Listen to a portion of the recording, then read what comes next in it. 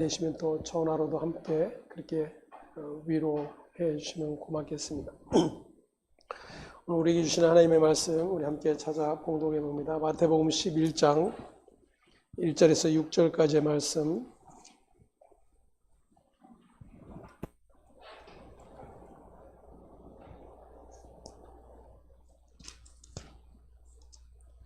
함께 봉독합니다. 예수께서 12 제자에게 명하기를 마치시고 이에 그들의 여러 동네에서 가르치시며 전도하시려고 거기를 떠나 가시니라. 요한이 옥에서 그리스도께서 하신 일을 듣고 제자들을 보내어 예수께 여짜오되 오실 그이가 당신이오니까 우리가 다른 일을 기다리오리까. 예수께서 대답하여 이르시되 너희가 가서 듣고 보는 것을 요한에게 알리되 맹인이 보며 못 걷는 사람이 걸으며 나병 환자가 깨끗함을 받으며 못 듣는 자가 죽으며 들으며 죽은 자가 살아나며 가난한 자에게 복음이 전파된다 하라. 누구든지 나로 말미암아 실족하지 아니하는 자는 복이 있도다 하시니라. 아멘. 실족하지 않는 복에 대해서 오늘 함께 또 살펴보도록 하겠습니다. 지난주에 세례자 요한의 실족에 대해서 우리가 살펴보았습니다. 아마 어떤 분들은 성경에 요한이 실족하였다고 기록된 것이 있느냐라고 생각을 하시는 분들도 있을 것입니다. 적어도 요한이라고 한다면 실족하지 않을 것이라고 생각을 하기 때문입니다. 하지만 요한 역시도 구약에서 선지자를 통해서 약속하셨던 그 메시아에 대한 바른 기대가 없었기 때문에 여전히 예수가 하나님이 약속한 메시아라고 하는 사실을 성령의 가르치심을 통해서 깨달았음에도 불구하고 또 그리고 그것을 선포했음에도 불구하고 여전히 자신 안에는 예수로 말미암아 실족되어지는 그런 모습들이 있었다고 하는 것입니다. 오늘 본문 6절에 예수님께서 이렇게 말씀을 하십니다. 누구든지 나로 말미암아 실족하지 아니하는 자는 복이 있도다 이렇게 말씀을 하고 계십니다. 우리가 늘 성경을 대하면서 성경에서 하라와 하지 말라의 모든 계명 앞에 서게 됩니다. 그래서 하라라고 하는 계명은 반드시 지켜야 되고 하지 말라라고 하는 계명 역시도 하지 말아야 되는 것이 믿음을 가진 자들의 본분이다 그렇게 생각을 합니다. 그리고 그것을 얼마나 잘 순종하느냐에 따라서 믿음이 좌우된다라고 여기기도 하는 것이죠. 그러한 측면에서 오늘 주님의 말씀을 대한다라면 누구든지 나로 말미암아 실족하지 아니하는 자가 복이 있도다라고 하는 주님의 말씀 앞에 실족하지 않는 것이 복이구나라고 여기게 되겠죠. 그래서 어떻게 하면 실족하지 않을까? 또 신앙생활 하면서 실족한다라면 그것이 또 나의 믿음 없음이구나로 여기게 될 것입니다. 지난주에 말씀드렸던 것처럼 성경이 말하는 실족은 사람과 사람 사이에 일어나는 마음에 상처된 그런 어떤 일들이 아니라고 말씀을 드렸습니다. 적어도 예수님이 말씀하신 실족이라고 하는 이 내용은 예수님 때문에 일어나는 실족을 말씀을 하고 있는 거예요. 그래서 세례자 요한이 예수님에게 당신이 그리스도입니까?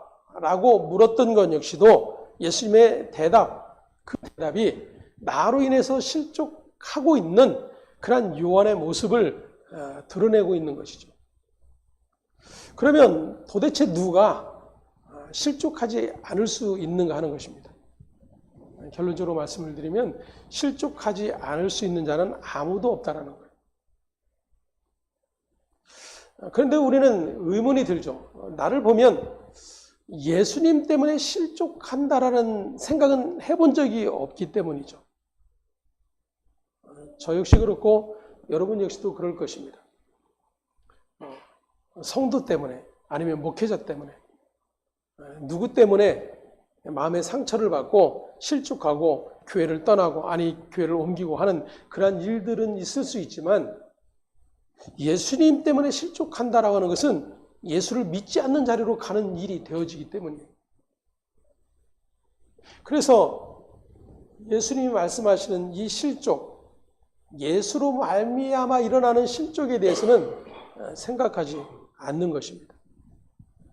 하지만 요한의 모습을 통해서 왜 요한에게 실족이 일어나는지 우리가 살펴보았었죠.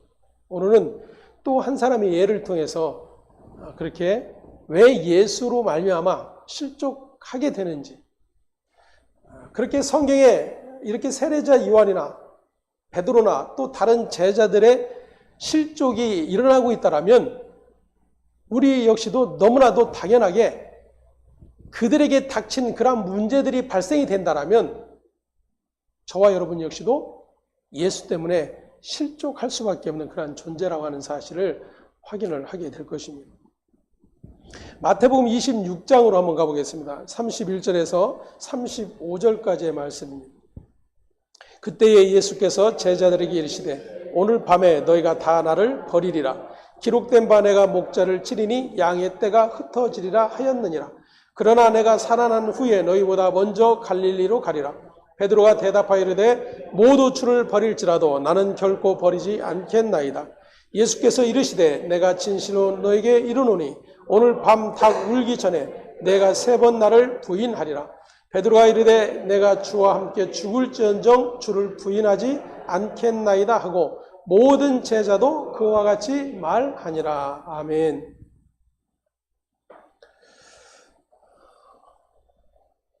전에 제가 이 본문을 한번 설교를 했던 적이 있습니다. 우리는 예수를 부인해야 하는 자들이다라는 그런 말씀을 드렸죠. 왜냐하면 예수님이 그렇게 말씀을 하고 계시기 때문입니다.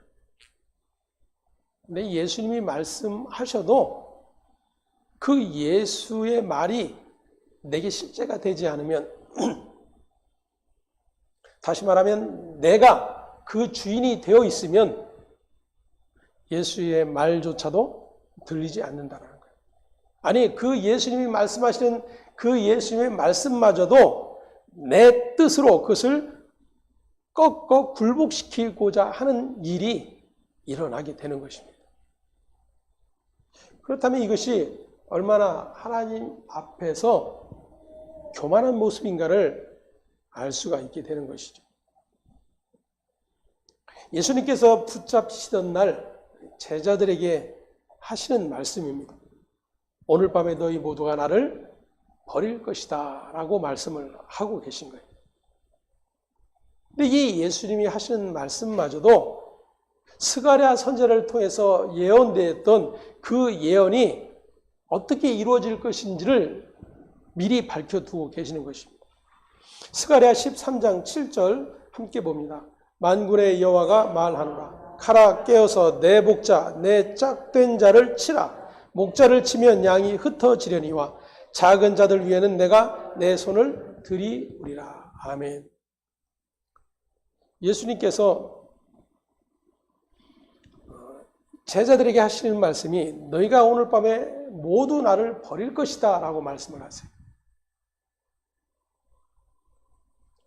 근데 그 버리게 되는 일마저도 하나님께서 하시는 일이다라고 말씀을 하고 계시는 것입니다. 자, 이쯤 되면 믿음을 가진 사람, 저와 여러분이라면 어떻게 대답을 하시겠습니까? 베드로처럼 대답하는 것이 옳겠습니까? 아니면 주님의 말씀대로 이루어지다라고 말하는 것이 옳겠습니까?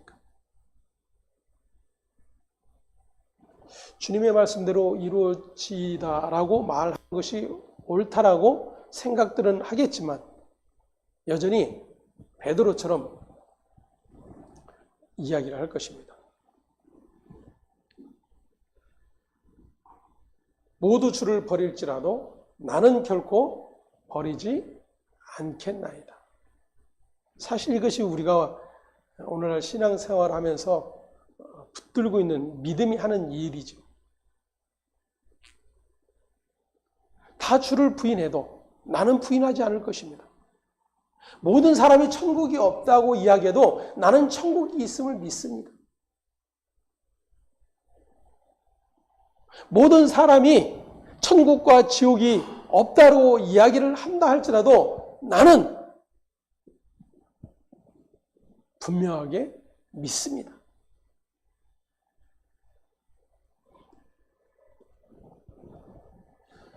자신이 가지고 있는 믿음의 결단을 드러내는 것입니다. 우리가 주님의 말씀을 통해서 생각해 보아야 하는 것은 그렇게 나의 믿음, 나의 신념, 나의 결단, 나의 애씀과 노력 이런 것들에 대해서 주님께서 뭐라고 말씀하고 계시는가예요. 언제나 주님의 자녀된 자들이 해야 할 일은 주님의 말씀, 주님의 음성에 귀를 기울이는 것입니다.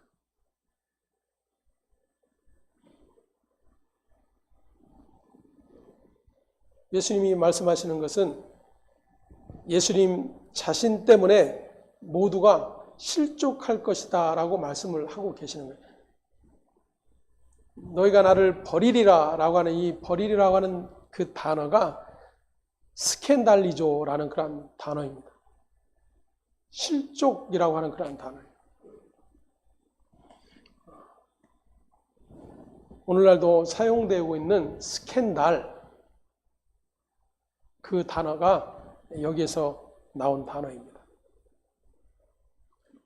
그러니까 예수님께서 하시는 말씀이 거예요. 제자들에게 이르시되 오늘 밤에 너희가 다 나 때문에 실족할 것이다. 이 말씀을 하고 계시는 거예요.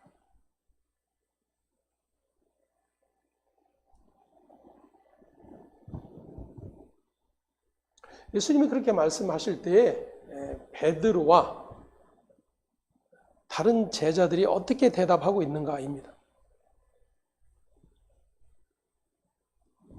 모두 주를 버릴지라도 모두가 예수님 때문에 실족한다 할지라도 나는 결코 예수님 때문에 실족하지 않을 것입니다. 이렇게 이야기하는 것이죠. 근데 예수님이 다시 한번 말씀하세요. 그래? 내가 진실로 내게 이르노니 오늘 밤 닭 울기 전에 내가 3번 나를 부인하리라.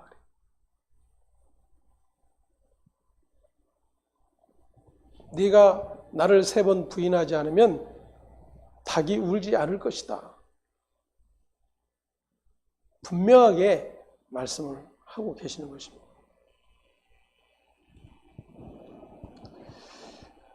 35절에 다시 한번 베드로가 이렇게 이야기합니다. 내가 주와 함께 죽을지언정 주를 부인하지 않겠나이다. 그리고 모든 제자도 그와 같이 말하니라 그랬어요. 자, 여기서 예수님과 제자들이 어떻게 그 시각이 다른지를 볼 수가 있습니다. 예수님은 하나님의 약속된 말씀을 통해서 베드로를 포함한 제자들이 예수님 때문에 실족할 것이다 라고 분명히 말씀을 해주고 계세요. 그러면 그 예수의 말씀을 믿는 자들, 그 진리 안에 있는 자들은 그 예수의 말씀이 옳다라고 고백해야 마땅합니다. 우리의 표현대로 하면 아멘이죠. 아멘. 여러분, 이것이 얼마나 믿음을 가지고 있는 신자들에게 자존심 상하는 일인가 하는 거예요. 내가 예수님 때문에 실족한다고? 내가?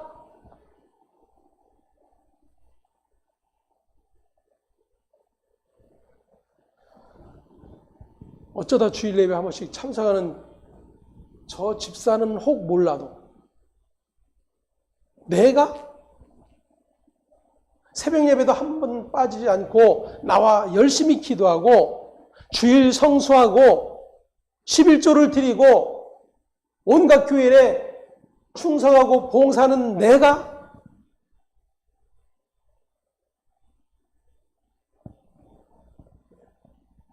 결코 통일가 되지 않아요. 베드로와 다른 제자들 역시도 마찬가지입니다.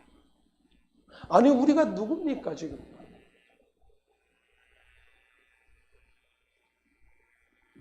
그냥 수많은 군중이 예수님을 따르던 무리들 중에 하나가 아니라 예수님이 친히 골라 12로 제자 삼은 자들 아닙니까?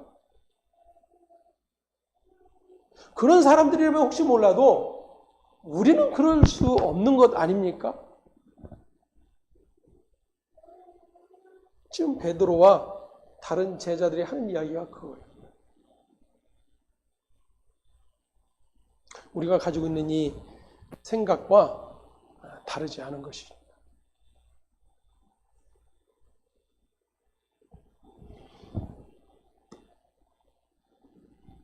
예수님의 말씀이 진리입니까? 제자들의 말이 진리입니까?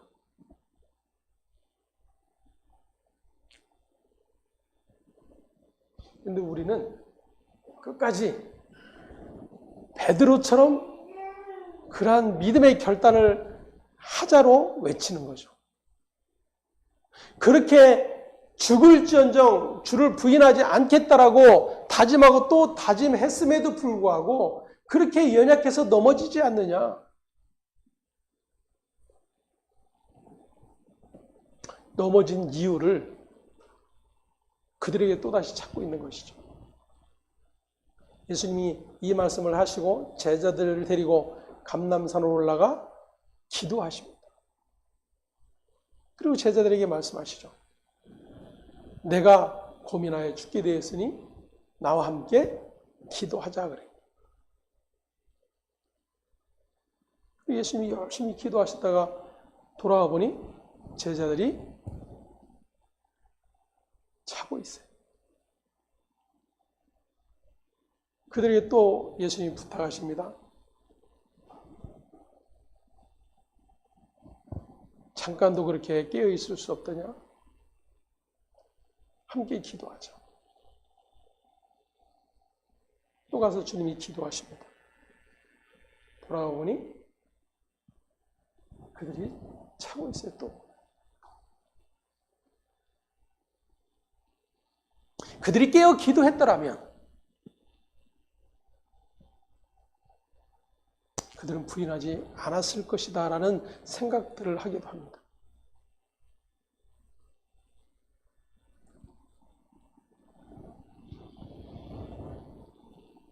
그러면 지금 주님은 너희가 기도하지 않았기 때문에 이런 일이 생겼다라고 나중에라도 말씀을 하셔야 돼요.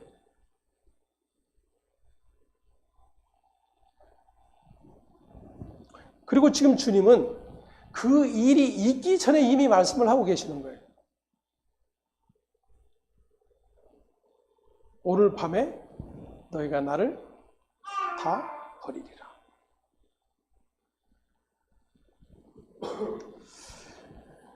어쩌면 제자들의 모습은 너무나도 당연한 모습일 겁니다. 다른 사람들이라면 몰라도 예수님께서 불러 세우신 제자들이라면 마땅하고 그렇게 하는 것이 당연한 일일 것입니다. 하지만 예수님은 그러한 제자들의 충정을 칭찬해 주거나 흐뭇해하고 계시지 않는다라는 것입니다.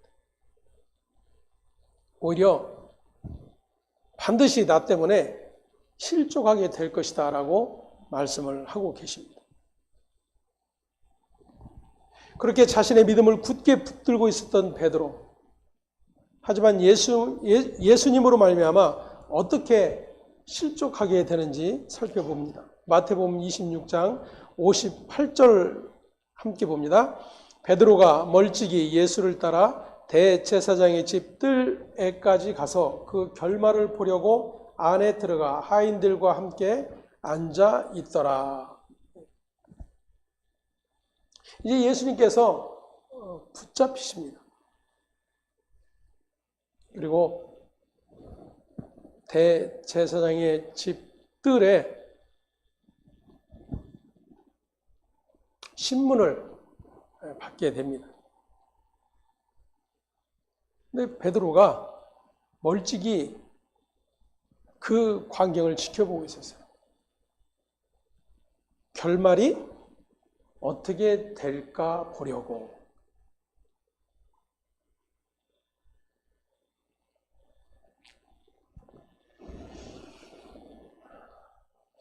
이 말은 세례자 요한이 예수님에게 자신의 제자들을 보내어 질문했던 그 마음과 같은 거예요.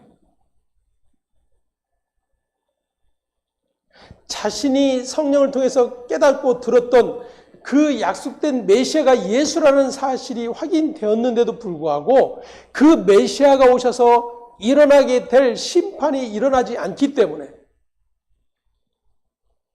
의아해하고 있었던 거예요. 쉽게 말하면 메시아의 일 중에 반쪽만 지금 나타나고 있었던 겁니다.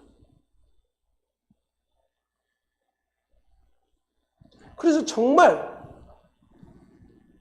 예수가 메시아인가? 그런 생각을 갖게 되었던 거죠. 지금 베드로 역시도 마찬가지입니다. 집들에까지 가서 그 결말을 보려고 안에 들어가 하인들과 함께 앉아 있더라.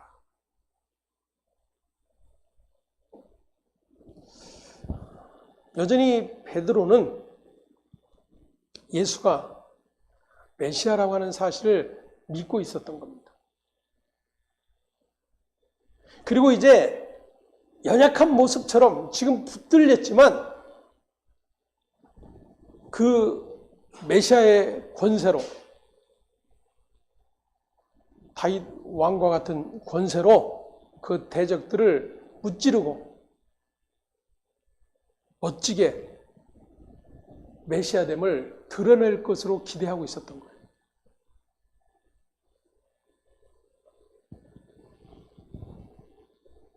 하지만 그런 일은 일어나지 않고 있습니다.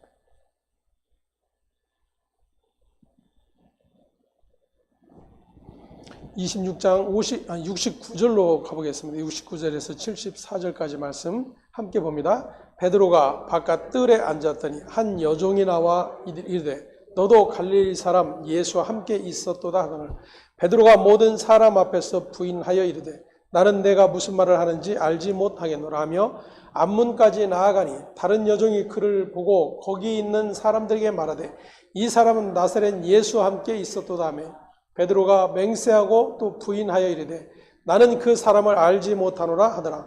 조금 후에 곁에 섰던 사람들이 나와 베드로에게 이르되 너도 진실로 그 도당이라 내 말소리가 너를 표명한다 하거늘 그가 저주하며 맹세하여 이르되 나는 그 사람을 알지 못하노라 하니 곧 닭이 울더라. 아멘.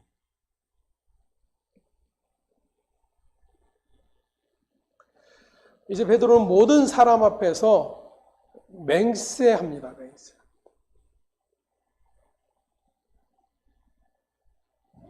예수님께서 맹세하지 말라 그러셨죠. 하늘로도 말라, 땅으로도 말라.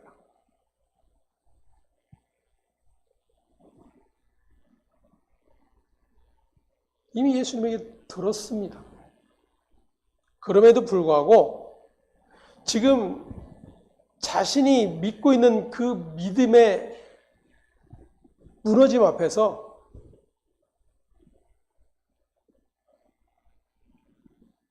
맹세하고 저주를 하고 있어요.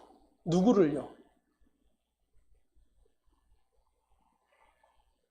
누구를 저주합니까, 지금? 예수를.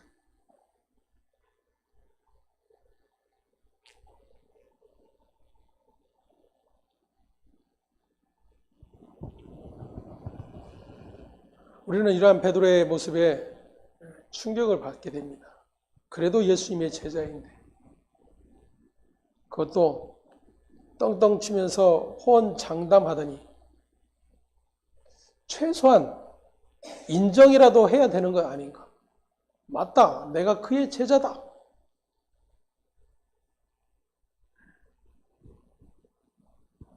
본인 스스로가 말한 것처럼 모두 주를 버릴지라도 나는 결코 버리지 않겠나이다 라고 말한 것에 대한 책임은 져야 하지 않는가. 너무나 실망스러운 그러한 모습입니다. 그래서 우리는 예수님을 부인한 베드로처럼 되지 말아야지 라는 결심들을 또다시 하게 되죠.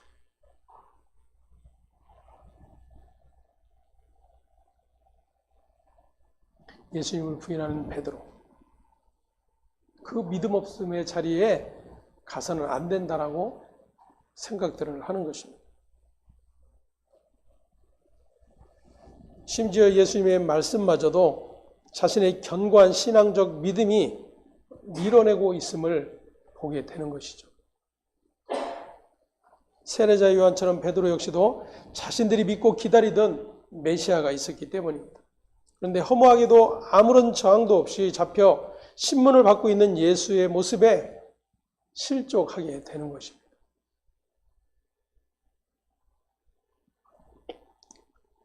여러분, 베드로가 겟세마네 동산에서 예수님을 잡으러 온 그러한 군병들을 향해서 어떤 행동을 취했는지 우리가 압니다. 그는 차고 있던 칼을 뽑아 대제사장의 하인의 귀를 잘라버렸어요.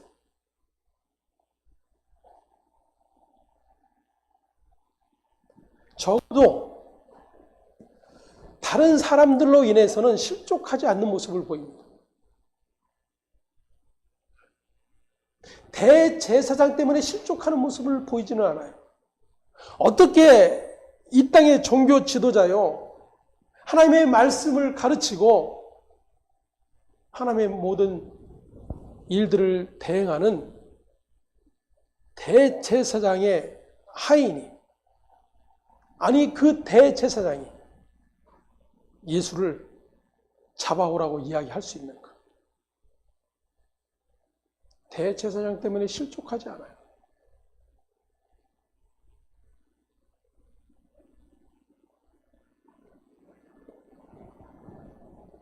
누구 때문에 지금 실족합니까? 예수 때문에 실족하고 있는 거예요.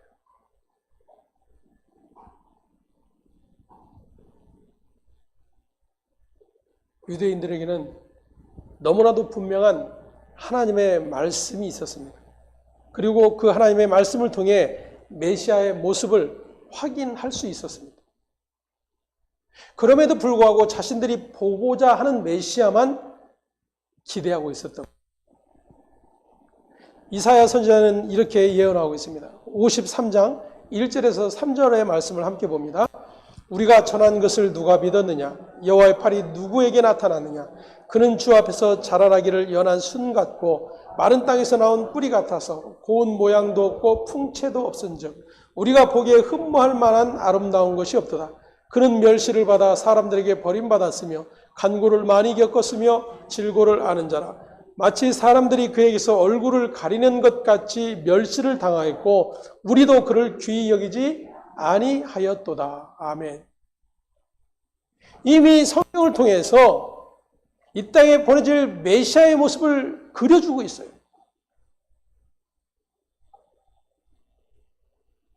근데 그러한 메시아는 우리의 메시아가 될 수 없다라는 믿음을 가지고 있었던 겁니다. 다윗의 왕국을 일으킬 메시아. 오늘날도 대부분의 신자들이 가지고 있는 그러한 믿음은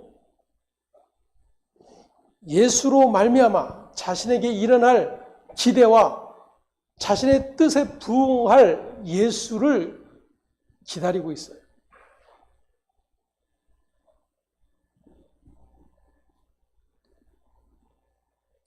그래서 그 예수의 모습이 보이지 않느냐. 그 예수가 나와 상관없이 오히려 나를 더 힘들고 괴롭게 하는 그러한 예수로 찾아온다라면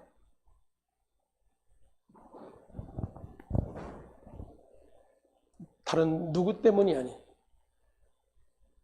바로 자신이 믿고 있는 자신이 만들어 놓은 예수 때문에 실족하는 일이 발생이 되는 것입니다.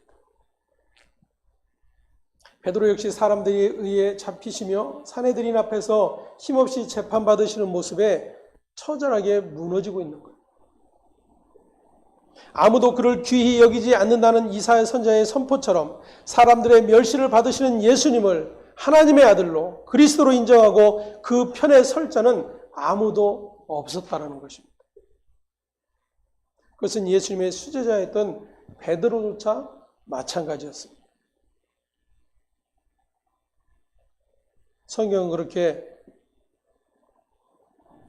예수 때문에 실족하게 될 우리의 속내를 드러내주고 있는 것입니다. 베드로는 마태복음 4장 19절에서 살펴본 것처럼 예수님께서 나를 따라오너라 내가 너희를 사람을 낚는 어부가 되게 하리라 라고 하셨을 때에 베드로는 배와 그물을 버리고 예수님을 따랐던 사람입니다. 그래서 베드로는 마태복음 19장 27절에 우리가 모든 것을 버리고 주를 따라 싸운데 그런즉 우리가 무엇을 얻으리까라고 담대하게 말을 할 수 있었던 그런 사람이었어요. 말씀드렸던 것처럼 예수님께서 잡히시는 순간 베드로는 칼을 뽑아 예수님을 보호하기도 했습니다. 베드로는 그렇게 자기의 모든 것을 예수님께 걸었기 때문에 마지막까지 포기할 수 없어 반전을 기대하면서 그 결말을 확인하기 위해서 대제사장 관저의 뜰 안까지 들어갔던 것입니다. 그런 그가 이제 예수님을 버리는 예수님으로 인해서 실족하는 상황이 벌어지게 된 것입니다. 예수님의 말씀에 자기는 결코 실족하지 않을 것이라고 호언장담하였지만 결국 예수님으로 인해서 실족하게 되는 자신을 보게 되는 것입니다. 그것이 확인이 되는 순간이 바로 닭이 우는 사건입니다.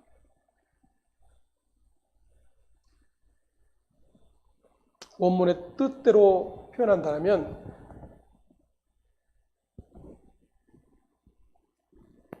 내가 3번 나를 부인하기 전까지는 닭이 울지 않을 것이다. 이 말은 닭이 3번 우는 것을 통해서 어떻게 예수님의 말씀이 이루어지는지를 확인하게 되는 일이 일어나게 되는 거예요.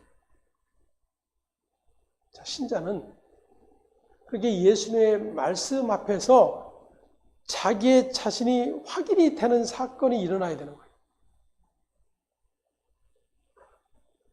예수님 앞에서 내가 이렇게 예수를 위해서, 예수님의 일을 위해서, 예수님의 나라를 위해서 이렇게 열심을 내겠습니다. 충성하겠습니다. 최선을 다하겠습니다. 이것을 다짐하고 외치는 자가 아니라 얼마나 내가 예수를 따르고 붙들고 믿는 그 믿음마저도 나의 모든 안위를 위한 것인가 하는 것을 깨닫게 되는 일이 일어나는 거예요.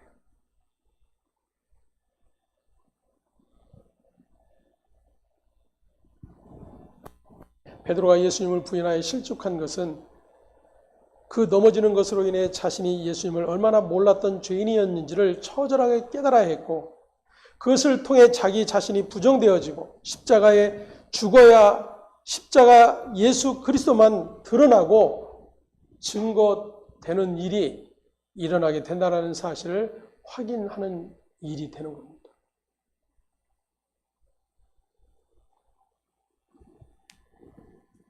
그렇게 신자의 믿음의 자리는 나의 모든 것들이 죽어지는 자리예요. 나의 결단이 외쳐지는 자리가 믿음의 자리가 아니라 나의 결단이 죽어지는 자리가 믿음의 자리요. 나의 뜻과 나의 모든 자랑이 부인되어지는 자리가 바로 믿음의 자리인 것입니다.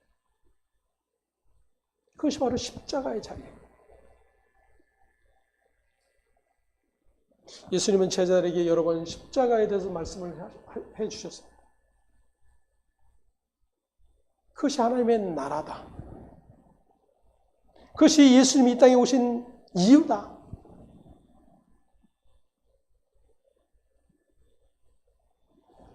그래도 자신들의 모든 목적에 사로잡혀 있던 제자들과 그를 따르는 모든 백성들은 예수가 전하는 그 십자가에 아무도 귀를 기울이지 않고 있는 거예요.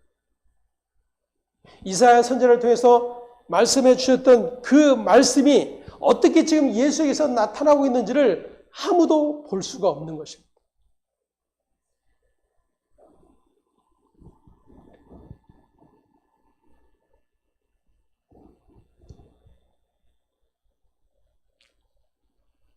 그렇게 나의 실족의 자리에서 대신 죽으심이 십자가인 것입니다.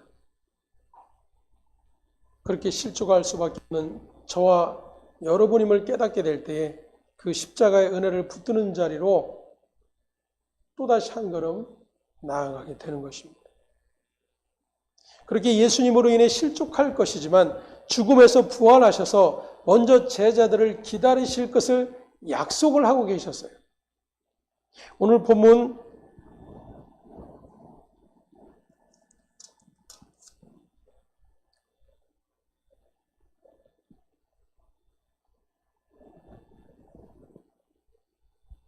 함께 살펴보도록 하겠습니다.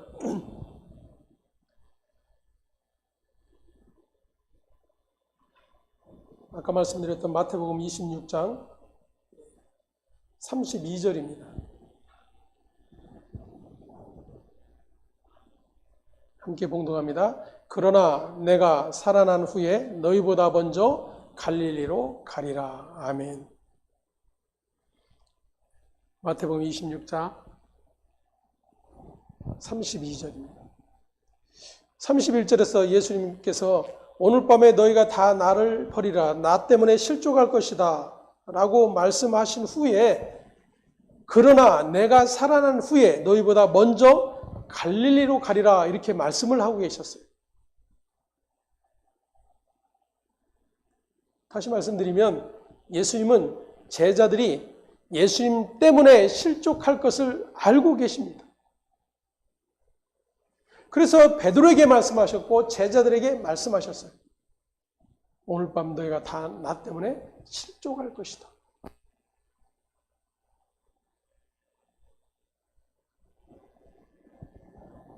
근데 예수님은 그 실족함에 대해서 실망하고 그들을 책망하고 계신 것이 아니었어요.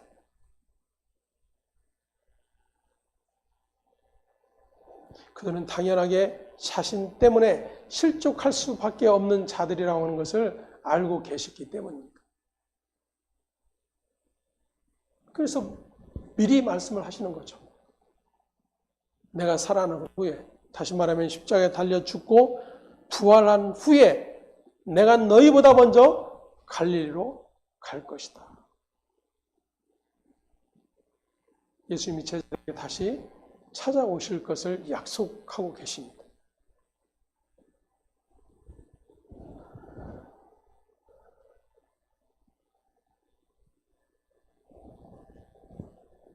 마태복음 26장 31절, 32절 한번 다시 보겠습니다.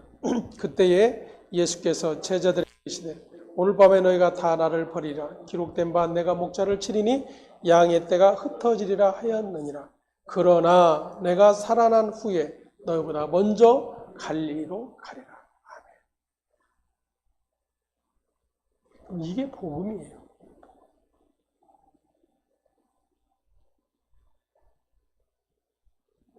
다시 말씀드리면 복음은 내가 죽고 예수가 사는 게 아니에요. 그냥 용어적 표현이 아니고 나는 결코 주를 버리지 않을 것입니다라고 하는 그런 나의 결심과 나의 각오와 나의 믿음의 고백이 죽어져야 예수가 사는 거예요. 그것을 역으로 말하면 그런 내가 살아있으면 예수가 죽는 거예요.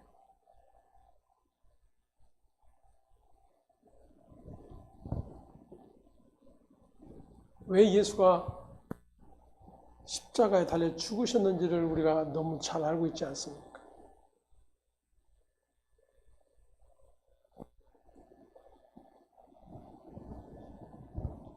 그렇게 예수님 자신 때문에 실족하게 된 제자들, 그들을 다시 찾아가실 것을 말씀하세요. 요한복음 21장입니다. 1절에서 18절까지 우리 함께 좀 긴 내용이지만 살펴보도록 하겠습니다. 그 후에 예수께서 디베라 호수에서 또 제자들에게 자기를 나타내셨으니 나타내신 일은 이러하니라. 시몬 베드로와 디두모라 하는 도마와 갈릴리 가나 사람 나다나엘과 세베대의 아들들과 또 다른 제자 둘이 함께 있더니 시몬 베드로가 나는 물고기 잡으러 가노라 하니 그들이 우리도 함께 가겠다 하고 나가서 배에 올랐으나 그날 밤에 아무것도 잡지 못하였더니 날이 새어갈 때에 예수께서 바닷가에 서셨으나 제자들이 예수이신 줄 알지 못하는지라. 예수께서 이르시되 얘들아 너희의 고기가 있느냐 대답하되 없나이다. 이르시되 그물을 배 오른편에 던지라. 그리하면 잡으리라 하시니 이에 던졌더니 물고기가 많아 그물을 들 수 없더라. 예수께서 사랑하시는 그 제자가 베드로에게 이르되 주님이시라 하니 시몬 베드로가 벗고 있다가 주님이라 하는 말을 듣고 겉옷을 두른 후에 바다로 뛰어내리더라. 다른 제자들은 육지에서 거리가 불과 한 50간쯤 되므로 작은 배를 타고 물고기 든 그물을 끌고 와서 육지에 올라보니 숯불이 있는데 그 위에 생선이 놓여 있고 떡도 있더라. 예수께서 이르시되 지금 잡은 생선을 좀 가져오라 하시니 시몬 베드로가 올라가서 그물을 육지에 끌어내리 올리니 가득히 찬 큰 물고기가 153마리라. 이같이 많으나 그물이 찢어지지 아니하였더라. 예수께서 이르시되 와서 조반을 먹으라 하시니 제자들이 주님이신 줄 아는 고로 당신이 누구냐 감히 묻는 자가 없더라.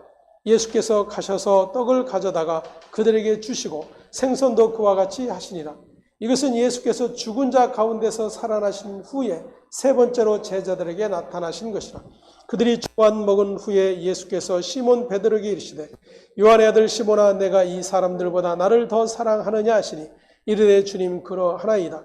내가 주님을 사랑하는 줄 주님께서 아시나이다. 이르시되 내 어린 양을 먹이라 하시고 또 두 번째 이르시되 요한의 아들 시몬아 내가 나를 사랑하느냐 하시니 이르되 주님 그러하나이다. 내가 주님을 사랑하는 줄 주님께서 아시나이다. 이르시되 내 양을 치라 하시고 세 번째 이르시되 요한의 아들 시몬아 내가 나를 사랑하느냐 하시니 주께서 세 번째 내가 나를 사랑하느냐 하시므로 베드로가 근심하여 이르되 주님 모든 것을 아시오매 내가 주님 사랑하는 줄을 주님께서 아시나이다.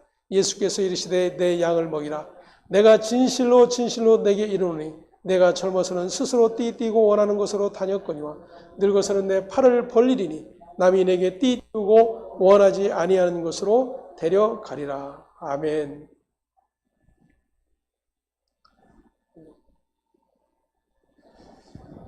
너무나도 유명한 말씀이죠.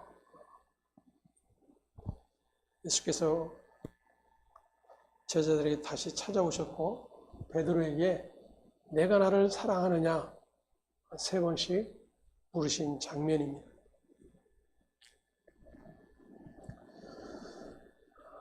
그런데 요한은 이 사건을 이렇게 기록하고 있습니다. 13절에 보면 예수께서 가셔서 떡을 가져다가 그들에게 주시고 생선도 그와 같이 하시니라.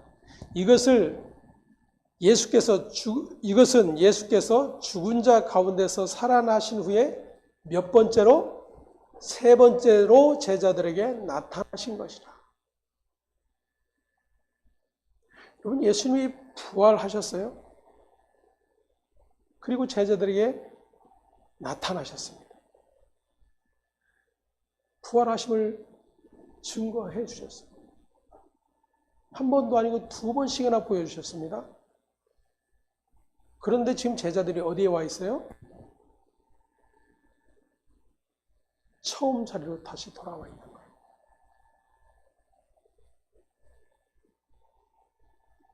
예수의 십자가의 죽으심과 부활을 경험했음에도 불구하고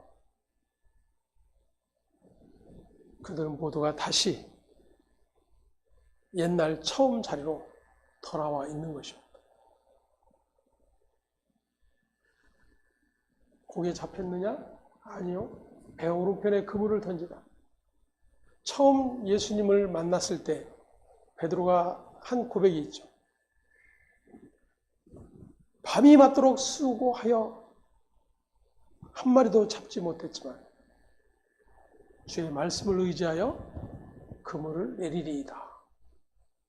그리고 그물을 내리니까 고기가 많이 잡혔다라고 기록하고 있습니다. 그래서 예수님의 말씀에 순종하는 복을 받자. 그물이 찢어지는 복을 받자. 근데 오늘 요한의 기록에도 세 번째 찾아와서 예수님이 똑같은 모습을 보여주십니다. 고기 잡았니? 아니요. 배 오른편에 그물을 던지라.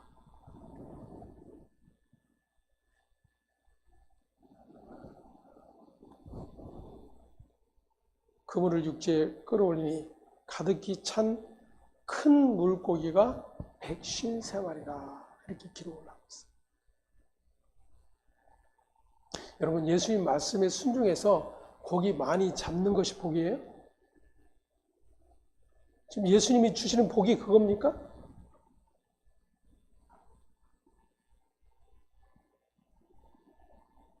예수님으로 인해서 실족했음에도 불구하고, 다시 말하면 예수님 때문에 실족했다라고 하는 것은 구원과 상관없는 자가 된다는 사실이에요. 그렇게 구원과 상관없는 자가 되었음에도 불구하고 주님이 찾아오심으로 말미암아 구원이 이루어지는 것을 보여주고 있는 거예요.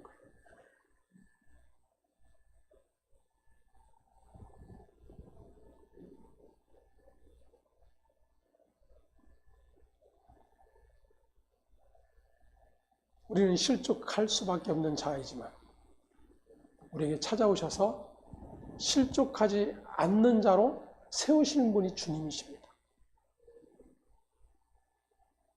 이게 예수로 말미암은 복이에요.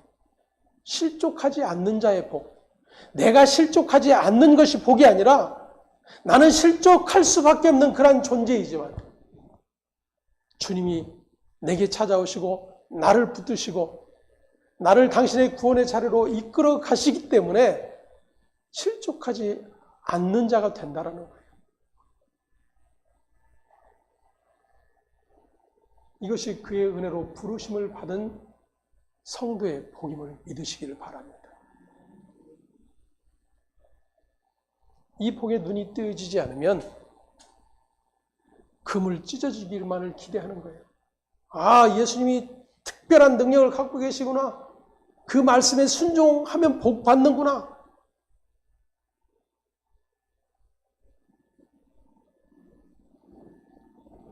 그러한 자들은 모두가 다 예수 때문에 실족하게 되는 거예요. 예수의 십자가 앞에서 실족하는 거예요.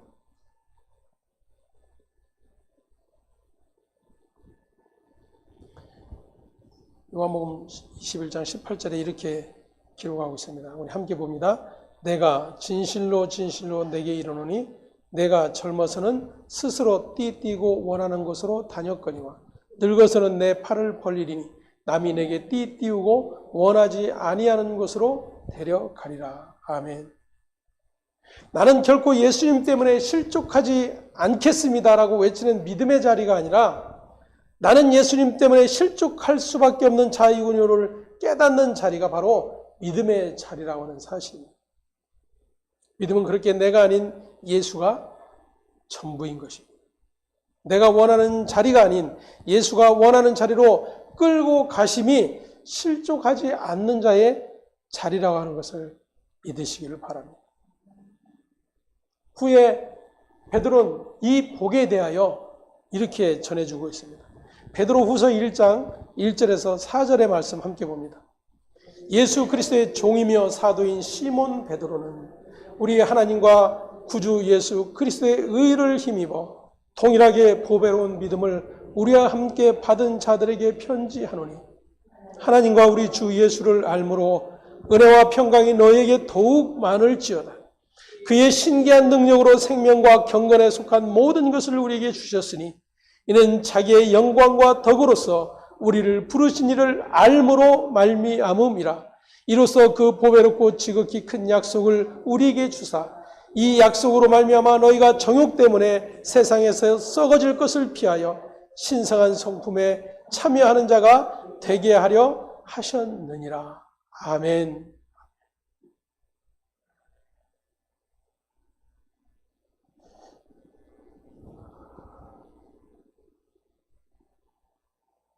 이것이 오늘 본문에서 예수님이 말씀하셨던 누구든지 나로 말미암아 실족하지 아니하는 자는 복이 있도다 라고 말씀하신 그 복이 있는 자의 자임을 믿으시길 바랍니다.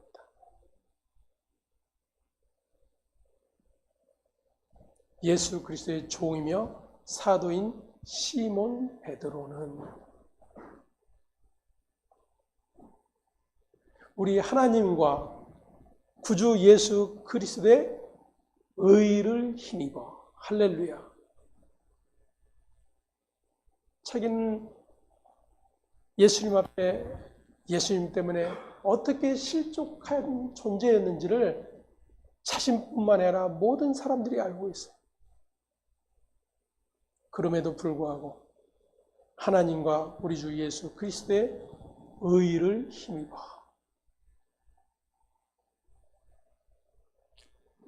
이게 복이에요. 성도는 이 복을 누리고 있는 자들이다 그 말입니다. 근데 그게 복으로 여겨지지 않으니까. 내가 원하는 복이 따로 있으니까. 내가 원하는 복을 주지 않는 예수로 실족하게 되는 겁니다. 베드로와 동일하게 보배로운 믿음을 받은 자들이 성도입니다.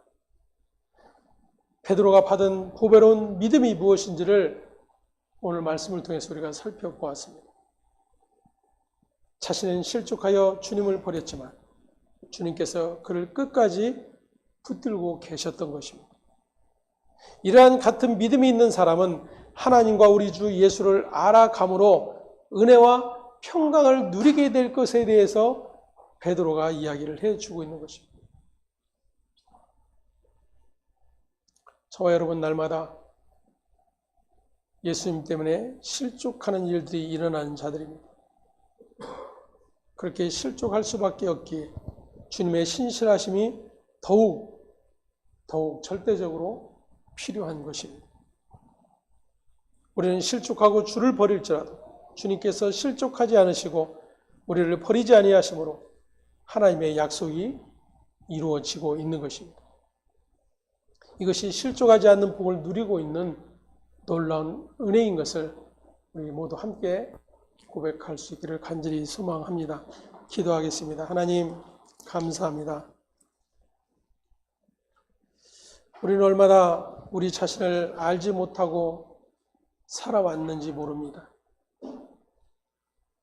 베드로의 부인을 보면서 그의 어리석음을 탓하고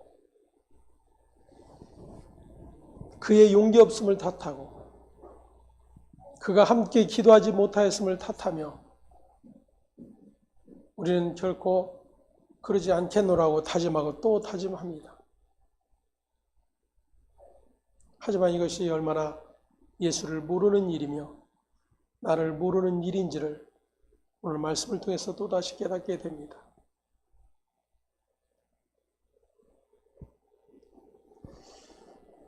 우리는 그 누구도 예외 없이 예수 때문에 실족할 자들인 것을 오늘도 말씀을 통해서 듣게 되었는데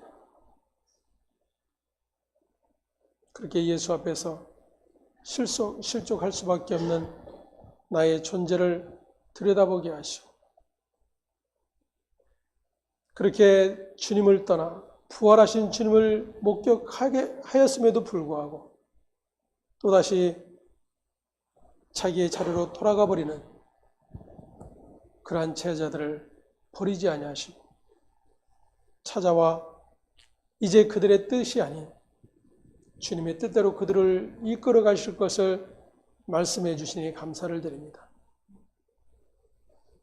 주님이 이끌어 가시는 길은 세상의 기쁨의 자리가 아니요 우리의 기쁨의 자리도 아닌 것을 말씀을 통해서 확인합니다.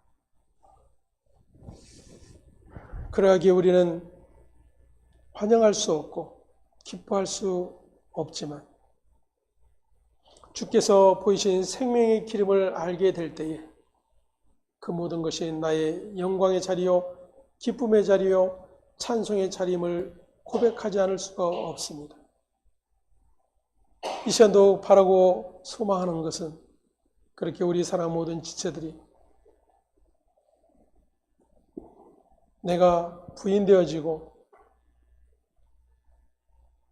예수가 사라지는 그러한 삶의 자리가 가장 복된 자리인 것을 깨달아 알 수 있도록 성령께서 지혜 주시고 이끌어 주시고 날마다 말씀을 통해서 깨달을 수 있도록 더욱더 은총 베풀어 주시옵소서. 그렇게 주의 은총 앞에 모두가 함께 기뻐하는 주님의 모든 권속되기를 간절히 소망하며 우리의 주 되신 예수 그리스도의 이름으로 기도합니다. 아멘. 자리에서